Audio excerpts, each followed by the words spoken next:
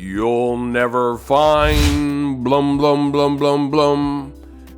Errol Spence vs. Keith. Hey, stop that cat. Man down. Big Fish. Free Smoke Jr. Errol Spence Jr. says the ship has sailed. It is over for the boy Keith Thurman. He don't get no shot at the champ. I'm here to talk about all that and more in this very video. Stay tuned.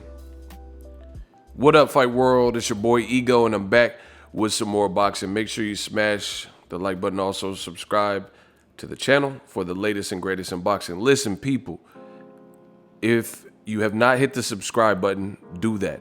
This is your one-stop shop for boxing. I give you guys the boxing news, views, my opinions, information, knowledge, drop a couple gems, pre and post-fight breakdowns, all things boxing, the beautiful sport, some UFC, the sweet science unlocked. If you like that kind of thing, you follow the sport, or you would like to get closer to the sport, then please subscribe. Hit the bell icon for post notifications so you don't miss a thing. Now, Barbershop Conversations, link in the description, had an interview where Errol Spence popped in to the barbershop and he talked about a variety of things. I talked about some of what was very good material. At Errol Spence, you know, he's kind of a quiet dude. He doesn't really go out of his way. I have somewhere in my files of all these like fights I've covered and stuff, I remember Errol Spence saying he has to get used to the stardom and media days and media obligations, because all in all, that's not really his thing. But he says he embraces it as a champion, and he knows it comes with the territory, so he's willing to do it. But Errol Spence popped out, you know. He has a big fight, Pacquiao-Spence, as you see on the screen, August 21st, Fox PBC pay-per-view. Again, and I'm going to keep saying this, Pacquiao-Spence, shout out to Al Heyman, Errol Spence, and also Manny Pacquiao and his team, MP Promotions, PBC, Fox, great stuff. And unlike Eddie Hearn, what he did with Joshua Fury, a fight that never materialized, this was kept quiet. It didn't really leak. You didn't have like reporters on Twitter coming out and saying, hey, Pacquiao Spence is absolutely happening.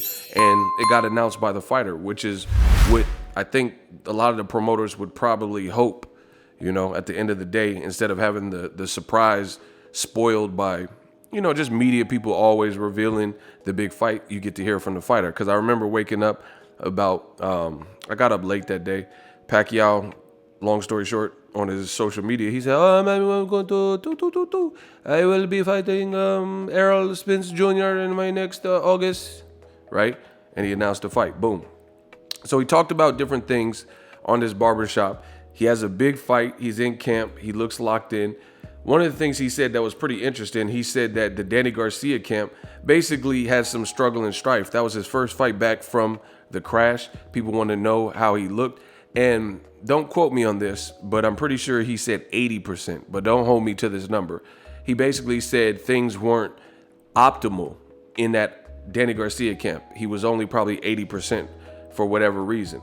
Now, one thing is, if that was at 80%, what he did to Danny Garcia, if that was him at 80% and off a long layoff and directly off of the crash, then you should be fearful of this man that you see on the screen, because I thought he looked good in the fight. There was a point towards the end where he got tired, but overall he beat, and the thing that was impressive, he beat Danny Garcia, had his face looking all crazy.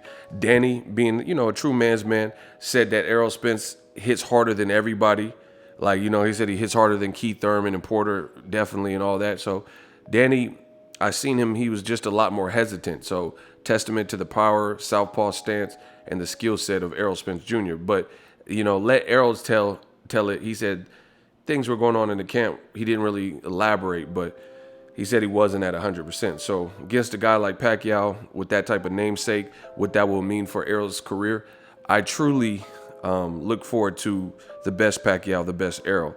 Now, moving on to what you see in the title, please smash the like button. Errol Spence discussed on the same interview, I told you there was a lot that was covered. He says the Keith Thurman fight, you know, get that out your head, get that out your system. It's not happening. That's basically what he said. I can read the direct quote for you. Errol Spence says, quote, I don't want nothing to do with Keith Thurman. That ship has sailed. That's a fight I really have no interest in. It's just how it is. It's how he is. He's a cornball to me. He's corny as hell, and he really just believes his own ish. I can't stand him. So very strong, emboldened words from the champ, unified champ. And I have a little bit of mixed feelings about this. I want to give you guys my perspective on this. I personally think Keith Thurman and Errol Spence is a great fight still. I think it, like, Keith only has one loss, and that was to a legend like Pacquiao, and it was like a split decision loss. So in that regard, I still like the fight. I'm just being real, giving you my personal opinion, you know? So on one hand, as just a fan of boxing, I like the fight. But there's a flip side. Let me tell you the flip side. The flip side is I feel Errol Spence and why he would say what he's saying. Because this man, first of all, he survived a wreck. So God bless that, you know, that he's able to be with his family and continue his career. So he's been through some, you know what I mean? And this whole duration, before he had this belt, before he unified with Sean Porter, he was really pressing the issue and pressing up on Keith Paws and trying to make that fight happen. And for years, we never, ever got the fight. And I told you then, and I'm saying it now, I think it was because Keith Thurman. Keith Thurman, you gotta look at it. The roles have been reversed, and that's, I think, why Errol Spence he's holding a grudge with this situation, because he keeps saying, "Hey, stop that cat, tables turn," and the tables do turn, and that's what happened. Errol Spence, now the 2-belt champion, about to fight Pacquiao.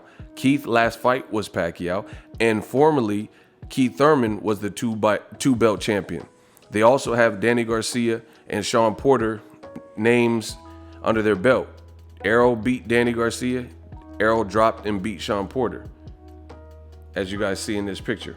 Keith was the first one to, he's the first to beat Danny Garcia, and the second, I believe, to beat Sean Porter, who had lost previously close to Kell Brook. So basically, realistically, right? And all in all, I feel Errol Spence. You know, at the end of the day, I feel Errol Spence because he was really, really, in my opinion, and I've been on this platform, and I've been fortunate to have great fans and longevity and the mindset alongside with great fans that has kept me relevant and kept me pursuing this and, you know, covering this beautiful sport of boxing. But I distinctly remember Errol Spence, Mr. Man Down, he was the guy that couldn't sit at the lunch table. When it was Danny Garcia who had moved up to the division, he already had a lot of fanfare, and he already had a pretty big name from 140, beating the likes of Eric Morales twice, beating Zab Judah, Lucas Matisse on a big card, Floyd Mayweather versus Canelo Alvarez card. Danny already had clout.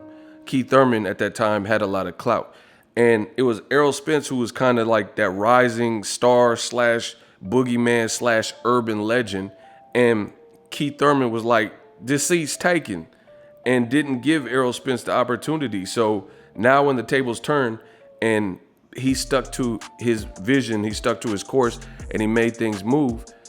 And now Keith Thurman has been vocal about fighting Errol Spence now. You know what I mean?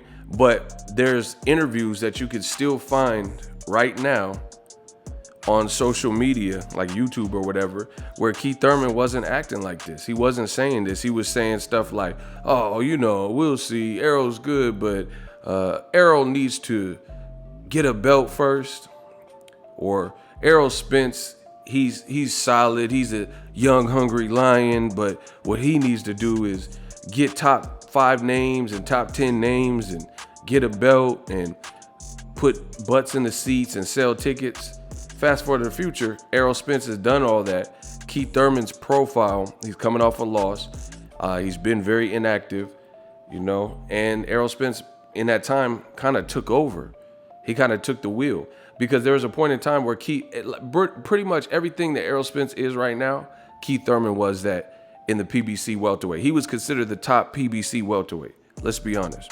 So he was the 2-belt champion. He beat Sean Porter. which Errol Spence later beat in the unification. He beat Danny Garcia, which Errol just beat in his last fight, etc. So it's like the song where Kanye West was talking about Jay-Z. Jay-Z said, damn dog, you what I am, a hip hop legend. I must have died in that accident because this must be heaven. Now, if you listen to that quote from Kanye, that actually fits Errol Spence to a T. One, he almost died in an accident, just like Kanye West. You know what I'm saying? I just thought of that right now. But he says, I looked at Jay-Z and Jay-Z said, damn dog, you what I am, a hip hop legend. I must have died in that accident because this must be heaven. Do. I gotta testify on that Touch the Sky song. Errol Spence almost died in the accident, came close. And now Keith Thurman's like looking at Errol Spence like, damn dog, you what I am. This is everything that Keith Thurman had. He had it before Errol Spence. But the reason Errol Spence came in and kind of took his spot is because the real recognized real and the fans seen that Errol Spence was continuing to do that. And Keith Thurman, he was saying one time and this and that, but he kind of fizzled out and people thought he lost that killer instinct. And the whole time Errol Spence, before these moments where he was facing off and unifying with Shawn Porter, before he got the Danny Garcia fight, he was out there in DeSoto, Texas in 100-degree weather in the gym, training, sweating, and making stuff move. And Keith Thurman, he just didn't seem like he wanted to fight Errol Spence at all. And I like Keith. I think Keith is a good dude. He's definitely an exceptional fighter. But it's hard to get mad at Errol Spence when tables turn. And he's playing the game that Keith Thurman played. And now he's saying that there they go. Look, 142 weeks ago. 140, that's how long ago. Like there's 52 weeks in a year. And I was at this fight too, because I remember I interviewed Keith and Errol. I had them both, video of them. Keith Thurman was in the back I think it was at the Barclays. I think it was Danny Garcia and Shawn Porter. But look how long ago that was. Get well, champ. I'll be here when you get back. # man down. So Errol Spence, he probably got tired of playing the game. You know what I'm saying? Keith Thurman was injured and he was like in bumper car accidents and his tailbone and my neck and my back. Oh, I'm suing. I want $150,000.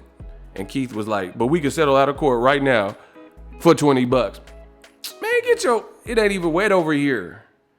You know what I mean? Keith Thurman was doing the Izzel stuff and the rest of the division was moving. Errol Spence was pressing him. And Keith Thurman was like, oh, this is boxing and, we got to tweak some things. And he just wasn't talking like he wanted Errol next. You know what I mean? And now he says on the PBC podcast, fast forward to the future, I believe if Errol were to fight me, it would not only be one of his toughest fights of his career, but one of the most interesting action-packed fights in the welterweight division. So this is what he's saying 8 weeks ago. But you saying this now when you have no belts and you lost and coming off a loss, you know what I mean?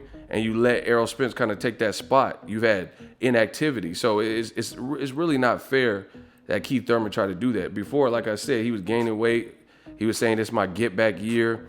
And someone asked directly, are you going to fight Errol Spence next? He's like, nope, not going to happen, baby. 2018, not going to happen, baby. And then now when you just lost to Pacquiao, you think Errol's going to bail you out. It's just, you can't really do that. So you reap what you sow. Keith Thurman's a great fighter. As I understand politics and I understand, feelings and stuff. So I understand why Errol Spence is standoffish right now. That's just it.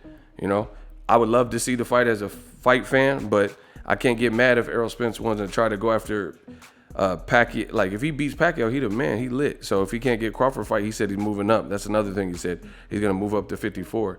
So he's considering Keith Thurman in his rear view. It is what it is. Let me know what you guys think of this news. Drop your thoughts in the comment section. Use my link in the description to get TubeBuddy. TubeBuddy is an awesome browser extension to help you level up your YouTube content, make more money on this platform like yours truly. Drop your thoughts in the comment section. Use my link for TubeBuddy. I promise 2021, it's going to be an amazing year. We working.